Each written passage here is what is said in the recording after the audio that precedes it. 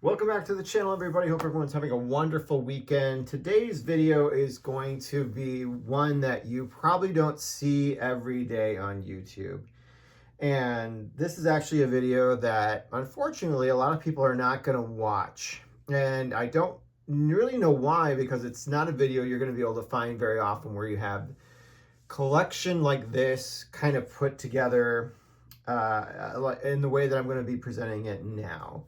So this is another one of my series of end of year videos of kind of giving you an update of where I'm at. This project I started 2 years ago in October of 2022. So this is 2 full years of working on this particular project. I am not done yet, by no means. I still need about 40 cards for me to be able to consider this done, and then extra credit would be getting probably the last 12 cards for this set to get up to 108. It's the one where I've shown cards throughout these 2 years, and I've gotten a lot of nice comments about these cards. It's the 1934 to 1936 Diamond Star set. So before I kind of start showing every single card from this set that I've acquired to date, I just kind of wonder, like, why is this a video that people don't really watch? Because there's not too many full set collections from cards from the 30s on YouTube. There just isn't. And the Diamond Stars, I don't think there is a video that is a complete set, although I know some people that do have them, like Old Sarge, I believe, has the whole set at this point. And there's someone on Instagram that has the whole set right now, too. And they just did a whole series of all 108 cards, which includes the high series. And I'm sure they got a lot of likes in those videos. But for some reason, cards from the 30s, and they're not Gaudies, they just kind of get overlooked. And I don't know why, because like this is a pretty awesome set that I'm going to share with you now. And it's been a real passion project for me to be able to work on this over the last 2 years, both learning about the players and sharing that information with you, but also just seeing the wonderful Art Deco images that you're going to see here. So the cards were produced from 34 to 36. There's going to be cards that are going to be released from 34 to 36. The first series of cards were somewhere around, like, I think 24 cards. There were all the 1934 release, but not all the cards that have those numbers 1 through 24 are going to be released in 1934, because many of them were re-released in 35 and re-released in 36. And some of them actually were re-released in 36, but were given new numbers, which are the high series cards that are pretty often coveted. They're not any less scarce than cards that were released during the 36 release, but they are more scarce than the 34s and 35s, which all share the same number from the 34 release, but they had updated stats on the back if they were released in 35. They updated the uniform if the player changed the team during that time. So that makes it pretty interesting. I think the entire set itself, I think if you want to get every variation that's out there, somewhere like around 170 cards. I'm not striving to be able to do that. I just want to get every number in the set, so every numerical card, so 1 through 96, and maybe I'll try and get those cards that are duplicated that are going to be the last 12 cards, which are cards that you do see earlier in the set. So I am up to 56 of the 96 that I'm trying to at least originally acquire in this set. So I'm still missing some of the big name Hall of Famers, but I have many of the lower to mid tier Hall of Famers at this point, including one I picked up recently that I shared on the channel, which is in really high grade. So let's get into it. I'm sure people kind of scrolled through the first 3 minutes of this video to start looking at some baseball cards. All right, so here we go. We got Al Simmons. This is card number 2 in the set. Card number 1 is Lefty Grove. I don't have that one yet. This one I picked up at the National last year when it's here in Chicago. That fall, I picked up the Tommy Bridges, which is really cool, because this is actually the, I believe it's the Fisher building in the background. I'm trying to remember the name of it, but it's actually a building that was only open for a couple years when they decided to include this in the set.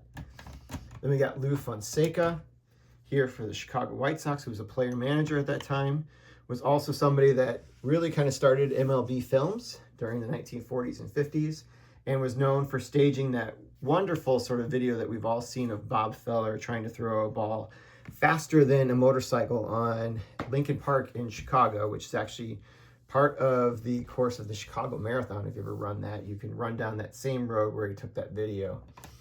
Here we got Joe Vosick. Some of these I graded myself, including this one. This is one I picked up from the Chicago Sports Spectacular in the fall of 2022. I submitted it for grading. There must be some crease in the card. That's why it got the grade that it did. Next one is actually one I picked up at a local card show. So I don't see these outside of those big card shows very often, but this one I did. And it's a 1934 release of this particular player. This is Roy Mahaffey. We can see he's here with the A's. It got a grade of minimum size not met. I got that graded at the National last year. And I also picked up, I think later at the Chicago Sports Spectacular that fall, the 36, which actually has him, I believe, I don't know what team he's with at this point. Let's see, formerly with the Athletics, now with the Browns. So they took off the A's on there, but they didn't add the St. Louis on there. But you can see you got two different cards from two different years. If I got the 35, he probably would still have the A's uniform on there. We just have updated stats on the back, which are at the very bottom of the card. If you ever want to like figure out some of the differences in the cards, you can look here for the stat line in addition to the trademark. This one has a 34 trademark, but it's actually not a 34 release. It's a 36 release. Don't get fooled by that too. Look at the stat line. Also, the color ink doesn't necessarily help you, although cards from 34 are all going to have green ink. But you have cards from 35 and 36 that also have a blue ink background. Most of the 36 are going to be blue, though. Here we got Dixie Walker in a 2. And I got that in an online purchase. Move these a little bit so we get everybody in focus. We got George Bladeholder. This was obviously has the St. Louis skyline in the back here. I haven't researched the buildings yet to see what these are. I will at some point. Some of the backgrounds have like the grandstands or the field, as you can see here, or the sky. In this case, it's a red sky. That's also a red sky. Not all of them are like that. But a lot of them have the skylines of the cities and the towns that they were in during this time frame. That's kind of cool about that one. So it's probably actually some buildings that it's actually modeled after. It's just not a coincidence. And there's probably, these are actually buildings at that time. Here's a pretty popular card from the set, the Bill Terry. I picked it up earlier this year. One of the more cool looking Bill Terry cards. I think it's actually better looking than Scouties from 34 and 35. We got Frankie Frisk with the Cardinals. Here's one of the horizontal cards. It's also one of the things I like about the set is you got horizontal and vertical cards. Here we go, in the old SGC holder. We got Johnny Vergas. Take down plate holder. Put on Vergas. We got Jimmy Wilson. Catcher with Philadelphia. It's actually a Philadelphia uniform, not the Pirates. Well, it kind of looks like that, but if you know the uniforms of the era, you know that it's not. Here's Bill Hallahan. I just did a video on him. Wild Bill, St. Louis Cardinals. Got that one early summer this year. Al Lopez, which I picked up at last year's National. He's got a high number 2. It's actually on my watch list. But again, I'm trying to work on 1 through 96 first before I actually get the high numbers. Robert Rolfe, he's also has a high number 2. It's one of the few Yankees I have so far. Garrick Ruth, not in this set, and it was released in 36, so you could expect or want to see Bob Feller and what's the other big rookie, Joe DiMaggio, but they're actually not featured in this set. Tiny Manouche with Washington. They also a card where it had the W removed. I think, can't remember what team he was with when he was removed, but it's like the 36 release is actually removed on that one. So you can find it in either one. Hall of Famer right there. Kyler here with the Cubs. This is my big pickup from the spring. Chicago Sports Spectacular this year. Love it. We got Sam Rice, which I picked up last year on eBay. And this is also kind of a fun card because I got it as also a gift from good old RJ from Father Son Vintage Cards from RJ and Jake. This one's fun because it actually has a stamp on the back. So I don't know what the stamp actually kind of says. It says something District Manager, UST Valley LI. I'm not sure what that actually is, but clearly somebody was trying to test out if a stamp worked on back of an old baseball card at that point. That's Sam Rice. We move these around a little bit so I have space to put this next stack. I actually have 3 stacks of cards here. Here we have Stan Hack, the Chicago Cubs. This actually, let me put it up here for a minute, and I'll show you this for a moment. This actually is Chicago's Wrigley Building right here, and the Tribune Tower right there. This would be, if you wanted to kind of get an orientation of this would actually be taken, or at least envisioned, facing east on the Chicago River, being west of those buildings. If you know Chicago well enough, you know what I'm talking about. If not, when you're here maybe for the Nationals year, take a look. We got Ernie Lombardi. This actually is the spelling error on here. It's Ernie Lombardi. We got Billy Urbanski, one of the horizontal cards. So for the Boston Braves, that's probably some skyline here in Boston that I need to know. It's hard sometimes figuring out the skylines from the 1930s. You know, so it takes a little research trying to figure that out because so much of that stuff has been knocked down and rebuilt. Here we got Carl Hubble. Then you have the tower up here too. Probably something in New York. Maybe it's the Empire State Building, although it doesn't look quite right to be the Empire State Building. But it'd be about the same time period it was built. There's Blondie Ryan. One of those jumping images right there. That's with Philadelphia in that picture. Good old Blondie. Harvey Hendrick. Take down Billy. Card number 41 now in the set. Got Jimmy Dykes, who's a player manager for the White Sox for a long time. One of their first 2 All-Stars. When we hosted the All-Star game in 1933 at Comiskey Park. He was on the field with Al Simmons as our 2 representatives. This next one is a special card. It's the very first one I bought from this set, which made me fall in love with it. When I was researching cards for Ted Lyons, I fell in love with this image. And I thought the Diamond Stars were actually Gaudi's, but that's when I started the research on this, and it was probably going back now about 8 years when I started learning more about these cards in this set. Put Ted Lyons there, so it's always going to have a special place in my heart, this card in particular. Here's my latest, greatest pickup, Roger Hornsby, one of the best right-handed hitters in all time. Came back in a 7 OC. I picked it up this November. So he's a player manager for the St. Louis Browns. We got JoJo White with Detroit. Detroit Tigers.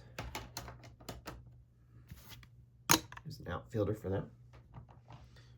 Red Lucas.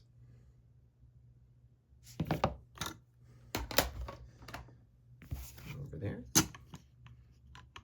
You're probably like, who are these guys? Well, I'm going to go through all these guys and do videos on them. If you go back through my catalog of videos, you can see a lot of them, including like Cliff Bolton. I've done a video on him. He's one of the first ones I did. Here he is with Washington and his catching gear here.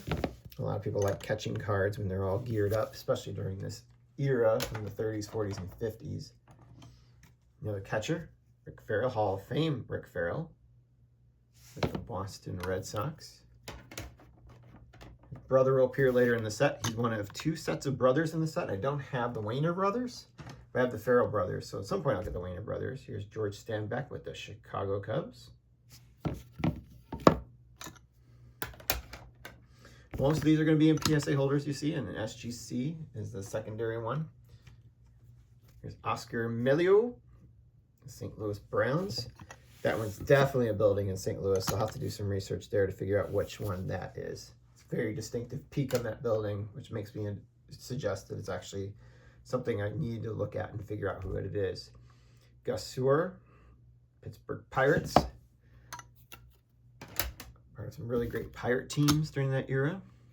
especially in the 20s. Cy Blanton, also from Pittsburgh. Pitcher.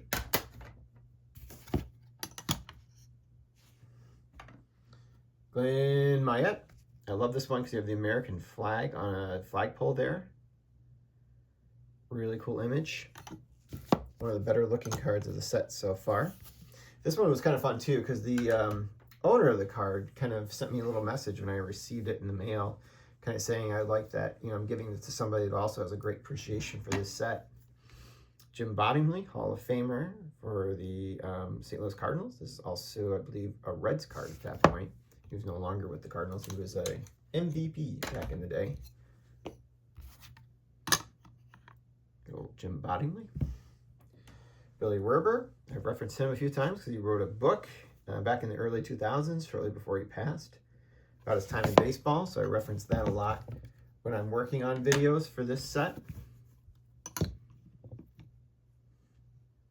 Because he's referencing a lot of the players you're seeing right here.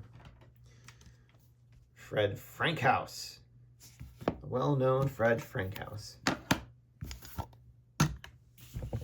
Boston Braves at that point. Zeke Bondura, the Chicago White Sox. Power hitter during his time. We got Ducky Medwick, the last Triple Crown winner in the National League. Nobody's done it in the National League since he did it in the 30s. We got Medwick. Got that one at the 2019 National. Spike Owen. Or sorry, not Spike Owen. How about Marv Owen? Both infielders, different eras by far. Marv played with Detroit in the 30s. Spike played with the Red Sox in the 80s. Sam Leslie. This is with Brooklyn. One of the more beautiful cards that I've acquired so far for the set. It's just really well designed. It's a beautiful image there.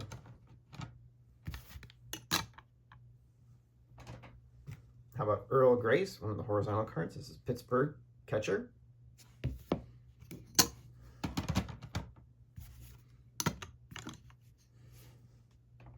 Hal Trosky, power hitter during his era with Cleveland. May have appeared in more All-Star games if it wasn't for the likes of Greenberg and Garrick at first base. There was just no place on the All-Star roster for him.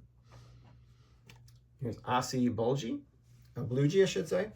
He actually moved in the front office with Washington and was credited with running the minor league development at the time when Harmon Killebrew came to premiere with the Washington Senators at that time, and later became a hero with the Minnesota Twins when they moved. Tony Piet, I did a video on him recently. It's him in his Reds uniform, but he was with the White Sox by the time this card was produced.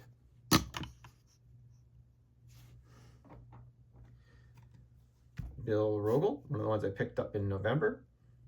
I'm trying to remember who he's with in this card. He's with Detroit, actually. It's hard to tell by that image because you don't see the emblem on his hat.